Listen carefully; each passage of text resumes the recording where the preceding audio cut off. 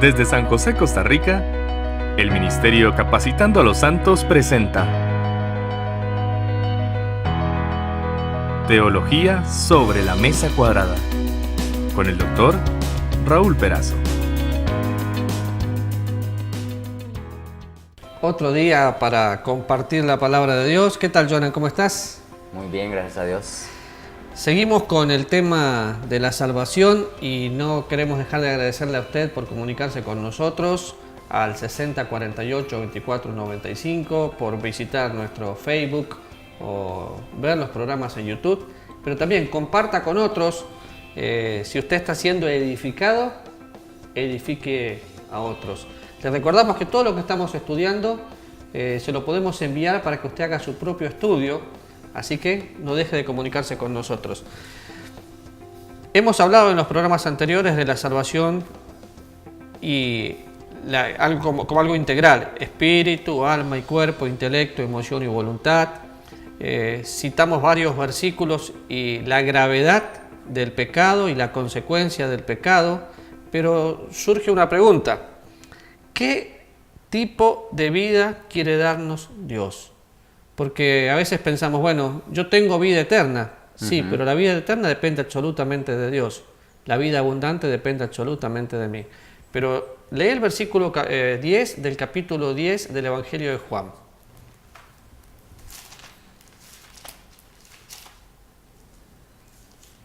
Dice: el ladrón no viene sino para hurtar, matar y destruir. Yo he venido para que tengan vida y para que la tengan en abundancia. Bien. Si te agarro así nomás, ¿qué tipo de vida quiso darnos Jesús? Vida abundante. Porque conocías más o menos. He hecho un experimento, y me perdonas porque lo hice también con usted que me está viendo, pero le pregunto normalmente a la gente, ¿qué vida vino a darnos Jesús? Vida eterna. Y leemos el versículo: el ladrón no viene sino para hurtar, matar y destruir. Y Él vino para que tengamos vida y vida en abundancia. ¿Y qué vida nos da Jesús? Vida eterna. Hay una diferencia. El Evangelio es una buena noticia, por eso le llamamos las buenas nuevas. También dentro de esas buenas nuevas están las malas, el hecho de que sin Cristo no hay esperanza. Pero algo que se ha entendido muy mal: la vida eterna depende absolutamente de Dios, no es por ninguna obra que nosotros podamos hacer. Pero la vida abundante depende absolutamente de nosotros. Entonces, si usted tiene vida eterna, es para siempre. Si usted tiene vida eterna, va a poder disfrutar cada día la vida abundante. ¿Qué es lo primero que viene a tu mente? Ponete en la cabeza de aquellas personas que solamente asisten a la iglesia, no estudian mucho la Biblia o ven mucha televisión cristiana. ¿Qué es vida abundante? Bueno, poniéndome en la posición de ellos, pues en solo la palabra abundante, fijo, empezarían a pensar en, lo primero, en abundancia económica, que estoy bien económicamente, que Dios me da mucho, que Dios me retribuye a mí con abundancia en cosas materiales sobre todo, y ¿salud? En salud también. O sea que un cristiano que está bien con el Señor no se puede enfermar y no puede ser pobre. Exactamente. Eso es lo que se vende hoy. Hoy se vende un evangelio popular donde lamentablemente la gente no entiende el evangelio y hablan de abundancia. Es un evangelio falso. Sí, totalmente. Un evangelio falso, el evangelio de la prosperidad, pero los que prosperan son los que predican, no los demás. Ahí está la desigualdad. Y cuando voy a la Biblia, me habla del ladrón, y el ladrón es el diablo, que viene a hurtar, matar y destruir. ¿Me puede quitar la vida eterna el diablo? ¿Me puede? No. No. Y hasta me miraste. No, absolutamente. ¿Le puede quitar la vida eterna al diablo? No. ¿Por qué? Porque es eterna y fue un regalo de Dios. Y entonces, pero viene a hurtar, matar y destruir, ¿no me puede quitar la vida eterna? No, la vida eterna es absolutamente algo que Dios nos regaló.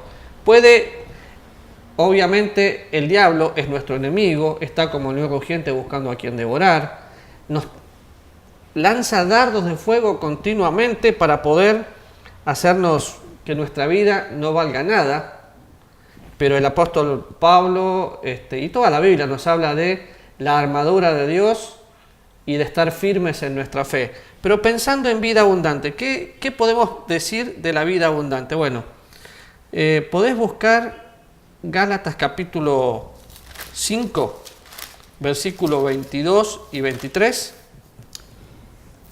Dice, mas el fruto del Espíritu es amor, gozo, paz, paciencia, benignidad, bondad, fe, mansedumbre, templanza. Contra tales cosas no hay ley. ¿En qué momento una persona recibe el fruto del Espíritu Santo? En el momento en que salva.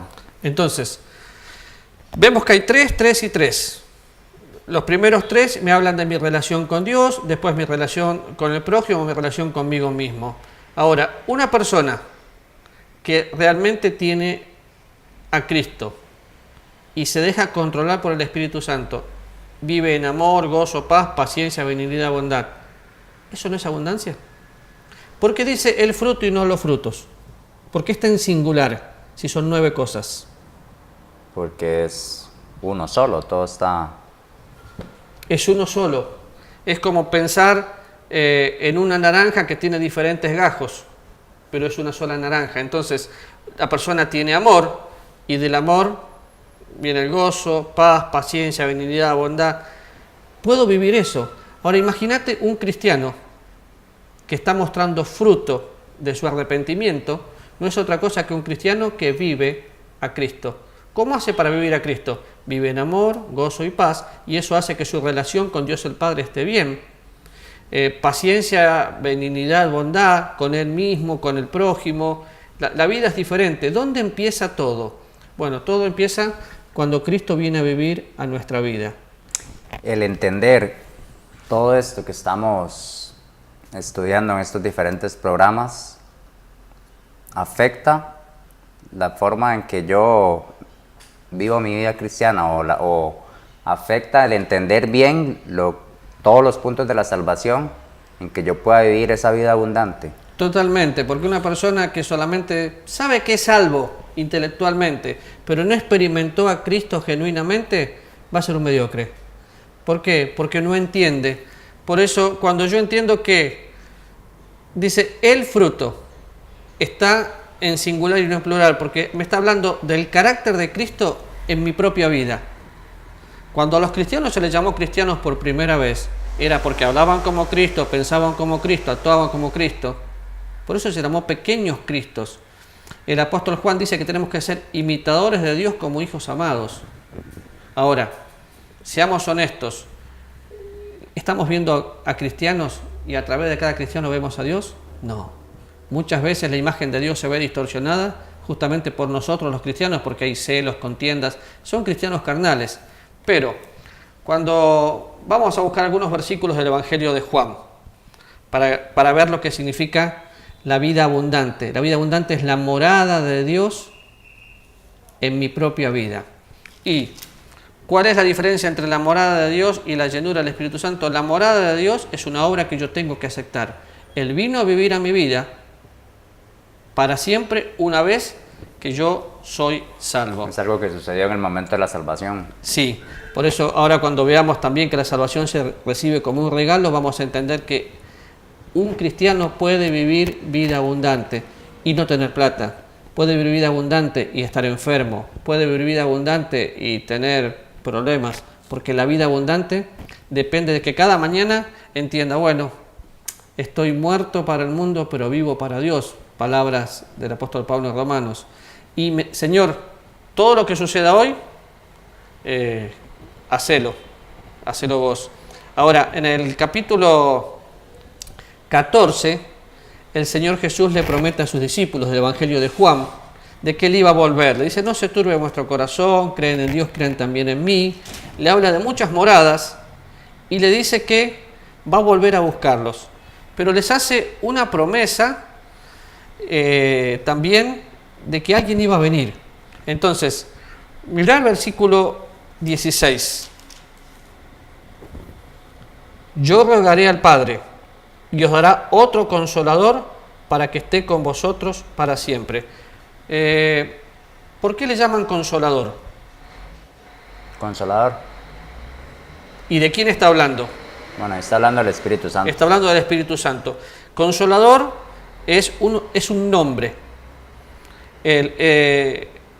¿Por qué sabemos que el Espíritu Santo es una persona? Porque tiene nombres, porque se puede entristecer, algunas de las cosas por las cuales sabemos que es una persona. Ahora, el Consolador, para que esté con nosotros para siempre. Pero lo agrega más, dice el Espíritu de verdad, segundo nombre, Consolador, Espíritu de verdad, el cual el mundo no puede recibir, porque no le ve ni le conoce. Pero vosotros le conocéis, porque mora con vosotros y estará en vosotros. ¿Quién no le puede recibir? ¿Quién no le puede conocer? El mundo. El mundo. El mundo necesita ser convencido de pecado, justicia y juicio para nacer de nuevo y poder conocer esta verdad. En el mismo momento que sos salvo, el Espíritu Santo de Dios viene a vivir a tu vida. Y esta promesa es lindísima porque le dice el Señor Jesús, para que esté con vosotros y esté en vosotros. O sea, nosotros, Jonah, tenemos un privilegio que los discípulos no lo tenían. Ellos tenían a Jesús acá al lado, nosotros lo tenemos dentro. Este mismo concepto se repite en diferentes lugares, donde dice, con Cristo estoy juntamente crucificado, ya no vivo yo, Cristo vive en mí. Se repite en Romanos 6 y en muchos otros lugares, donde habla de que es Dios viviendo en mí. Y todo es a través de mí. Ahora, cuando pienso en esto, estaré con vosotros para siempre, no los voy a dejar huérfanos. En el versículo 19 dice, todavía un poco, y el mundo no me verá, pero vosotros me veréis porque yo vivo y vosotros también viviréis. Versículo 20, en aquel día vosotros conoceréis que yo estoy en mi Padre, y vosotros en mí, y yo en vosotros. Y siempre me está hablando de una unidad. La misma unidad que Dios Padre y Dios Hijo tienen, como una sola persona, es la misma unidad que nosotros tenemos con Cristo. Porque el que tiene a Cristo, un espíritu es con Él. Y esto es la vida abundante, esto es disfrutar a Dios cada día. Por eso, por ser pecadores estamos separados de Dios, pero al nacer de nuevo podemos tener vida y vida en abundancia. ¿Es la misma unidad que vemos en Efesios? ¿En qué pasaje? No, ahorita no preciso exactamente. Más o menos el versículo.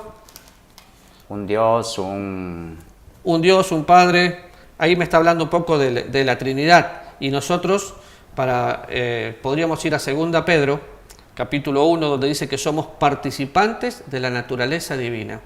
Tenemos que pensarlo de esta manera. A veces decimos, sí, el Espíritu Santo vive en mí, pero también Cristo vive en mí. Y también Dios el Padre vive en mí. Y lo podemos ver acá, mira. Versículo 21 dice, el que tiene mis mandamientos y los guarda, ese es el que me ama. Y el que me ama será amado por mi Padre. Y yo lo amaré y me manifestaré a él. Versículo 23 dice, el que me ama mi palabra guardará y mi Padre le amará y vendremos, plural, ¿a quién? A él. Y haremos morada con él. Está hablando de la Trinidad. O sea, esa forma de hablar nuestra, sí, es que Cristo vive en mí. A veces decimos, el Espíritu Santo vive en mí. En realidad, la Trinidad vive en mí, porque Dios es uno. Y cómo nos cuesta entender la palabra Trinidad, pero con esto podemos entender algo. Porque Él vive, yo vivo. ¿Había muerte ante la presencia de Dios cuando Cristo caminó por la tierra? No, porque Él es resurrección y vida. ¿Había personas con problemas? Obviamente. ¿Y qué le dijo Jesús? Vengan a mí, los que están cargados y trabajados. El fracaso en la vida cristiana es que la intentamos vivir por nuestros propios medios. ¿Y dónde empieza el problema? En la falta de entendimiento de lo que es la salvación. Si entendiéramos la salvación, entendemos que dentro de la salvación está el trabajo del Espíritu Santo y de toda la Trinidad viniendo a vivir en nosotros. Un versículo que me gusta muchísimo, que conocí un poquito antes de ser salvo: la paz os dejo, mi paz os doy, no como el mundo la da. No se turbe vuestro corazón, ni tengan miedo. Y entendí lo que era la paz. La diferencia entre la paz de Dios y la paz con Dios. ¿Te acordás? ¿Cómo la podemos dividir? Porque yo hoy tengo la paz con Dios. En el momento en que fui salvo. Y yo disfruto la paz de Dios. Para tener la paz con Dios, ¿qué tengo que hacer? lo que hemos venido hablando, entender que soy pecador. Ahora, acordate que hay gente que tal vez se unió hoy a nuestro programa, más o menos, para que yo pueda hacer la paz con Dios, reconciliarme con Dios. ¿Qué necesito? Necesito, de las tres cosas que hemos hablado, comprender, intelecto, emoción y voluntad, entender que soy pecador, reconocer, sentir esa necesidad y que Dios haya producido ese arrepentimiento en mí para que yo pueda recibirle a Él como mi único y suficiente Salvador. Entonces, cuando yo entiendo, siento y Dios produce en mí el arrepentimiento y soy salvo, puedo tener vida abundante y el Espíritu Santo vive en mí. Ahora, ¿cuál fue el motivo o lo que motivó a Dios para que nosotros podamos hoy ser salvos? Podés buscar San Juan capítulo 3, versículo 16. Y tristemente este es el versículo más leído o más conocido, porque cualquiera lo diría de memoria, y tal vez menos entendido, porque me habla de la esencia de Dios como amor. Tengo una promesa positiva, una promesa negativa. ¿Cuál fue el motivo o lo que motivó a Dios? Pues podremos leer el versículo primero, dice, porque de tal manera amó Dios al mundo que ha dado a su Hijo unigénito para que todo aquel que en Él cree, no se pierda, mas tenga vida eterna. Entonces, Dice amor. de tal manera amó. A veces pensamos en el amor. Bueno, Romanos capítulo 5, versículo 8 dice que Dios Muestra su amor para con nosotros, a pesar de ser pecadores. Cristo vino al mundo. Él no miró mi condición. Él vio la situación y dijo, tengo que hacer algo, alguien tenía que pagar. Entonces, ¿por qué lo hizo? Por amor. Si miramos la cruz, vemos lo mejor. ¿Por qué? Porque vemos amor en acción. Amor derramando su propio cuerpo en nuestro favor. Dio a su único Hijo para que el que cree en Él no se pierda, mas tenga vida eterna. El creer aquí es fe. El creer aquí es entender que Cristo murió, que fue sepultado, que resucitó, y entonces tengo vida eterna. Pero ¿qué pasa si no entiendo esta verdad? Me pierdo, me pierdo.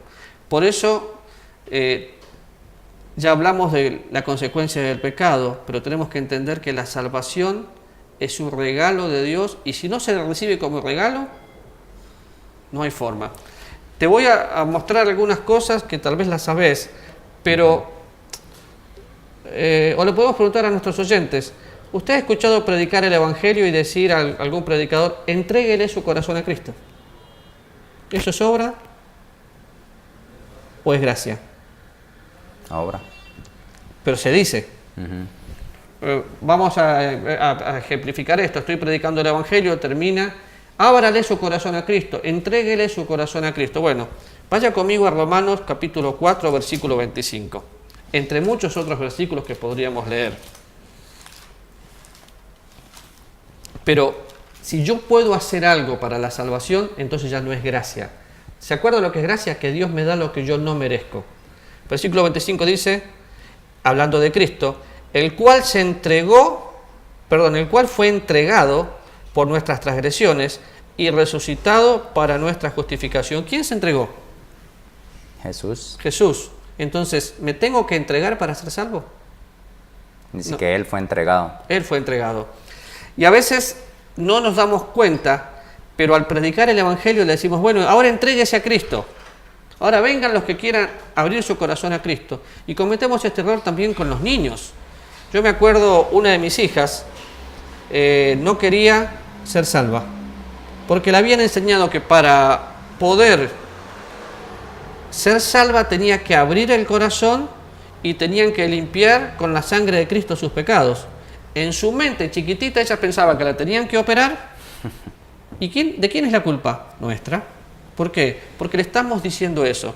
Ahora, es tan sutil Satanás que nos puede hacer que engañemos a una persona y decir, es que yo ya me entregué. Si te entregaste, ¿por qué viviste una vida tan incoherente? Cuando yo soy salvo, es porque Cristo se entrega por mí. Una vez que soy salvo, entonces estoy entregado totalmente a Él, pero no puedo hacer nada. ¿Por qué? Porque Él se entrega por mi pecado y resucita para mi justificación. No, lo que acaba de decir, hay algo interesante en 1 Juan 4, que habla el mismo, dice, en esto se mostró el amor de Dios para con nosotros, en que Dios envió a su Hijo unigénito al mundo, y termina diciendo para que vivamos por Él. Sí, y si miras un poquito lo que venimos hablando, si Jesús vive en nosotros, siempre, si con Cristo estamos juntamente crucificados, no hay nada que nosotros podamos hacer, todo lo hace Él por medio nuestro. ¿Por qué? Porque yo ya desaparecí de acción, Cristo es el que tiene que vivir, porque estamos escondidos en sus manos. Entonces, cuando predicamos el Evangelio tenemos que entender, no le digo a la gente arrepiéntase, es obra de Dios, no le digo entréguese porque sería buenas obras, no le digo que abra su corazón, y en la pregunta, entonces, ¿qué le digo? Dígale su condición de pecado, la consecuencia del pecado y cómo es el regalo de Dios, y Dios va a hacer la obra. Es que las técnicas y la religión nos han hecho mucho daño. De hecho, no se menciona casi nunca la justificación. Conozco muchos cristianos que no entienden la justificación, pero para poder vivir la vida abundante tengo que vivir una vida de justificación. ¿Cómo podés definir justificación? Porque el versículo habla que resucitó para nuestra justificación, y luego dice, justificados pues por la fe, tenemos paz para con Dios, porque somos enemigos, ¿no? Sí. En palabras simples es, Dios me hizo justo, porque yo ante Dios no era justo. Entonces podemos recordar, 2:1 dice que estábamos muertos en nuestros delitos y pecados. En esa condición de muerte, yo lo que merezco es la condenación. Era injusto ante el juez. Hebreos 9:27 decía que después está establecido para los hombres que mueran una sola vez y después el juicio. Ante ese juicio, yo era injusto, pero Cristo puso su justicia en mí para que yo pueda ser salvo. El gran intercambio. Si en tu silla fuera una silla eléctrica y me siento yo, ocupé tu lugar. Eso es lo que Cristo hizo, y eso es lo que queremos que usted entienda. La vida eterna depende absolutamente de Dios. Él se entregó por nosotros. Pero usted puede hoy disfrutar la vida abundante. ¿Cómo? Si ya es salvo, ríndase y deje que Dios viva la vida de Dios a través de usted y disfrute los 9 aspectos del fruto del Espíritu: amor, gozo, paz, paciencia. Usted no me puede decir no los tengo, los tiene. ¿Por qué? Porque también fue sellado con el Espíritu Santo de Dios para siempre, y ese es el anticipo de nuestra salvación. Una vez más, gracias por vernos, por compartir con nosotros. Esperamos que nos pueda visitar en YouTube, en Facebook, o si quiere este material se pueda comunicar con nosotros al 60 48 24 95, y hay mucho más, pero en la próxima vamos a explicar bien por qué es un regalo la salvación, por qué no es una buena obra y cómo podemos hacer para tenerla. ¿Te parece, Jonah? Claro, de lleno vamos a entrar con Efesios 2, versículos 8 y 9, para que iniciando el próximo programa, a la misma hora que ya usted está acostumbrado, pueda estar con su Biblia en mano y acompañarnos en el siguiente programa. Hasta la próxima y los esperamos. El Ministerio Capacitando a los Santos presentó Teología sobre la Mesa Cuadrada con el Dr. Raúl Perazo. Encuéntranos en redes como Capacitando a los Santos.